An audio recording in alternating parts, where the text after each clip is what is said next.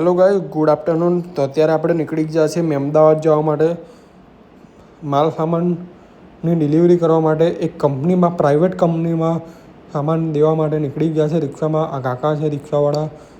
તો આપણે નીકળ્યા છે.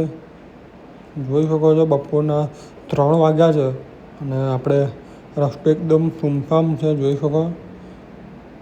તો આપણે માલ સામાન ખાલી કરીને નીકળી ગયા છે પાછા નડિયાદ જવા માટે. તો નડિયાદનું બોર્ડ આવી ગયું છે દોસ્તો. તો જોઈ શકો છો. તો અત્યારે રિક્ષામાં ગેસ ખતમ થઈ ગયો, તો રિક્ષામાં ગેસ નખાવીશું અને ગેસ ફૂલ કરાવીને નીકળી જઈશું આપણે નડિયાદ જવા માટે. તો આ છે કમળા ચોકડી. કમળા ચોકડીના ગેસ પંપ પર આપણે ઊભા છીએ અત્યારે.